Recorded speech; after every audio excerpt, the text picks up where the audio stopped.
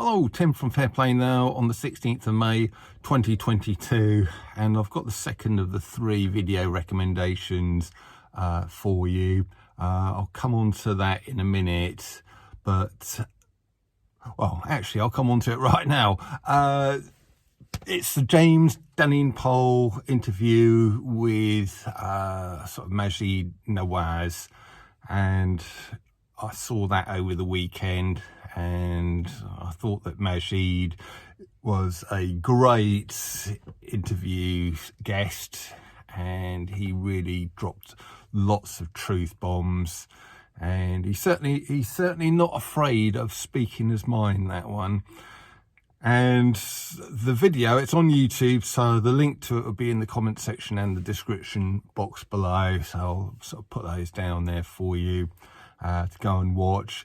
It's actually it seems a bit strange because we're used to, with these interviews, just seeing them on Zoom, aren't we, for the last couple of years, but this is actually a live event with them sitting on a stage and the audience and everything, and you know, it's a bit of a strange thing after 2 years of Zoom stuff.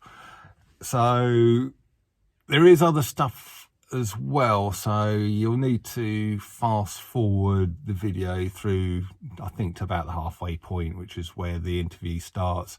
I'll put the actual time, I'll sort of put that down here somewhere so you know the time to go to watch the start of the interview without watching any of the other stuff if you don't want to. But part way through that interview, Majid made the really excellent point.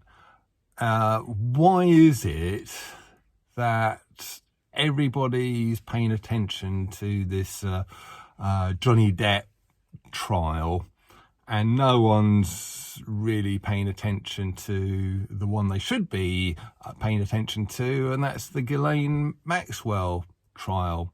And that is the one where all the sort of juicy stuff is going to come out eventually, I think. So why is it that you know, there's far more attention? Well, I think we can all guess why.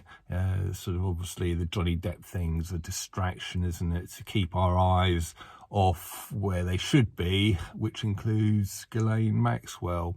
So I thought that was an interesting point that he made, and yeah, just a very interesting one. Talking about frivolous things, I'm sure you probably know by now, but if you don't, you'll never guess who won the Eurovision Song Contest that was held, I think, just a couple of days ago.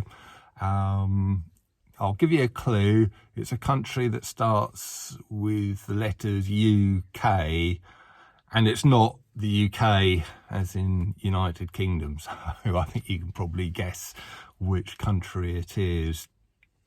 And if you had any doubts that the thing was political sort of before now, that probably has knocked any lingering doubts on that on the head, I should imagine. And what are the chances of that country winning the thing, given all the stuff in the news at the moment? The Eurovision Song Contest, by the way, if you don't know about it, which you might not if you're in America or Canada, it's this sort of big singing contest that we have in Europe. I say Europe loosely. I think Israel's been in it a few times, and even Australia a couple of times. So it's kind of for Europe plus the odd other country here and there. But and it's been going for years and years and years. I used to watch it as a kid because my parents watched it, and if I remember correctly, we were allowed to stay up late to watch it. So I kind of thought it was all right as a kid, but as I got into my early adulthood, I soon saw how kind of political it all was, and I just thought, nah, you know, it's not for me. And I haven't watched it for many a long year, up to and including this year. So when I heard that result, I thought, yeah, right, you know. And the interesting thing is the United Kingdom actually came second behind the other EU country.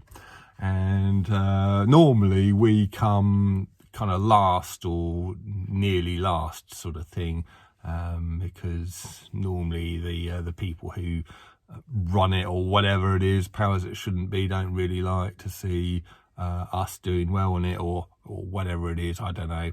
But we came second. So what does that mean? Have we been giving the other country that starts with U sort of the most support or something? So we got kind of the consolation prize because of that.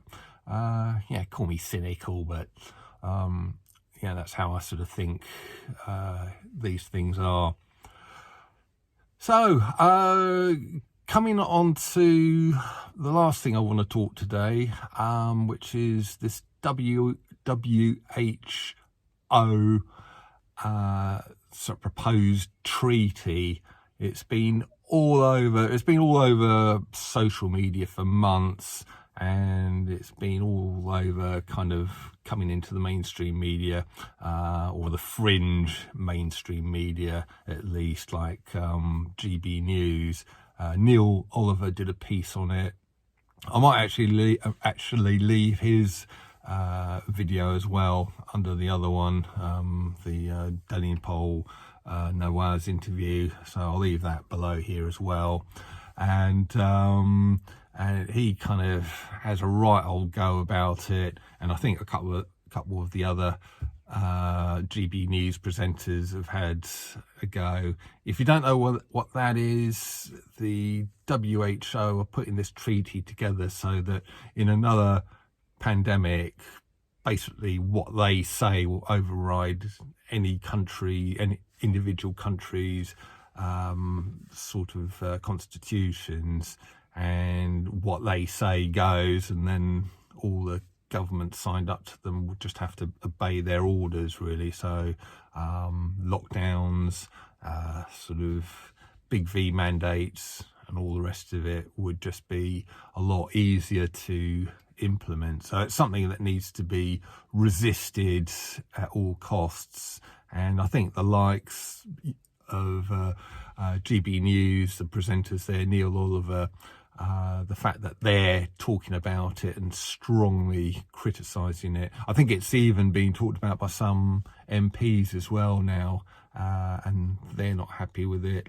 So hopefully there's enough attention on it now that things will move in the right direction, and we will sort of tell the government in no uncertain terms that we do not want this ridiculous WHO treaty, so they can just stick it, as far as I'm concerned. And even if it does come in, I know the likes of you and me and Neil Oliver and many others won't be obeying anything they say anyway, so but it'd be better if it just never comes in the first place.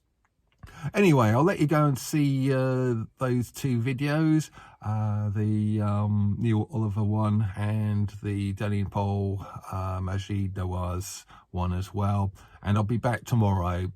Tim from Fairplay now. Thanks for watching.